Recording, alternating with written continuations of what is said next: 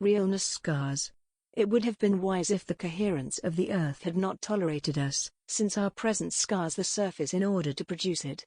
We are in some small way aware of these moments in which we chew on its flesh. Who knows what the earth would say were it with its own language? The world is nothing but a dream of us, not us dreaming it. But in this dream, where are our bodies when they are without use?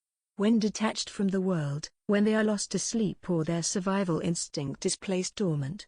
What does this suggest for our anatomical experience when the body cannot be placed within context? We are inseparable from this inseparability. With an uncanny knowledge of things at hand, we come to understand more than ever before that we actually live more than one life at once, and more than two lives at once, and more than three lives at once. There is always something left behind, abandoned of itself by itself. There is always some lingering trace by which bodies interact so very intimately with things at hand. This intimacy is nothing less than horrific, for action, however routine it may become, seems unimaginable without this impinging force, the presence that takes hold before intention can even be dreamed up, where intention is just another variation on surface contact that occurs far more often than we might expect. It seems like everything always happens at once. There's never the opportunity to experience anything in its absolute stance, that is, in an instant when the whole body could convene in full awareness. We wake up, we fall asleep, we wake up, we fall asleep. But the disparity between waking and sleeping is always there. There's no pure experience in either case. In life or death, in each moment the body fires off multiple signals and in response receives an astronomical amount of data. So where does this tidal wave of information lead us? What is the purpose of this deluge? The human mind cannot possibly sort it out. Not even intelligence systems with their global reach seem to be making any progress at all.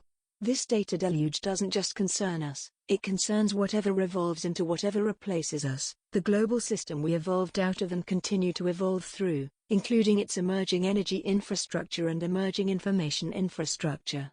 It threatens our very existence to watch this transformation unfold without participation, because what was has become something else, and what will become might well become something else. Though it might be difficult for some to imagine how awash on the surface of this planet they are on account of their bodily exhaustion or mental turbulence, let me assure you, you are more awake than you ever were before on account of these transformations.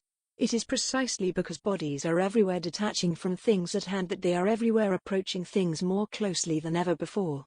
Bodies are poised right on the brink of epiphany, and they refuse to step back from it.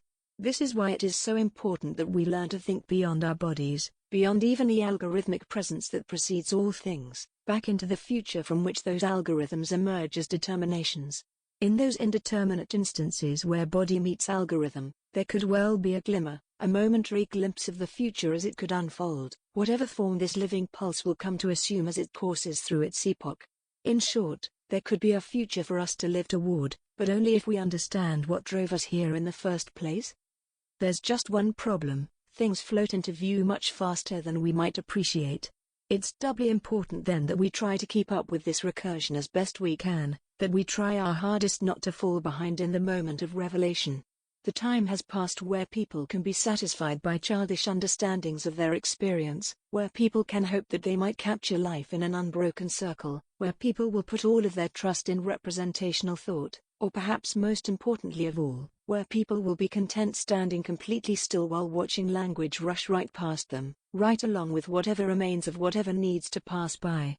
The poetic function begins once again with the awareness of bodily indifference, an inability ever to know whether or not our presence disturbs this surface underfoot, an inability to really know whether or not we exist at all, an ability only to measure the matter of our existence against the parameters of history, to regard history as that which experiments on that body, that something like history exists at all. Here, language is more of a force field than it is a mirror. Words become traces of extreme effect. Sensation only has meaning after it has happened. Words are nothing more than skin. With the flux of agonistic energies coursing through this frenetic global system, there's simply no time to fall back on tired dialectics between what cannot be seen versus what cannot be said, between what wasn't versus what couldn't have been.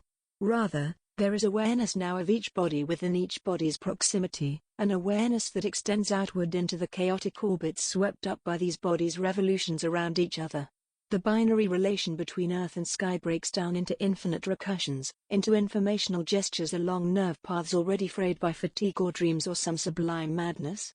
The binary relation between being within being collapses back down to its historical manifold origins, emergence itself, the surfeit itself, ambience itself, simultaneously infusing every surface with inexpressible intensity coupled with exquisite fragility. In short, our stardust selves set adrift forever in the sparkling networks surrounding us. Such radiant lines are erased by recursions within recursions, origin-event ripples, past, present, future, surface within surface, an epicenteredness that never seems to get centered. There's nothing but bodies cut loose from their proprioceptive moorings and adrift in space, and here the incorporeal spreads its becomings, a delirium pervading every surface and object already enfolded within it. Simply put, the body is never anywhere other than in this field of force. We are always mistaken to take our body's place as such. We can never be coextensive with this point of emergence.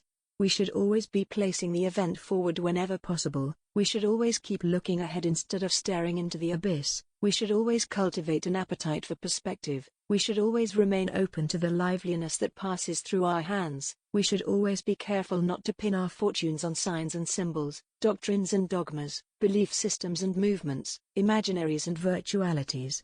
Though this may seem like an impossible demand, I believe it is also entirely necessary. We must live toward the future while moving beyond the pantomimes that stand between us and that future. We find ourselves in a landscape where representation has been passed over for realness scars, where traces of simulation have been absorbed by infrastructures ready to burgeon outward from within it.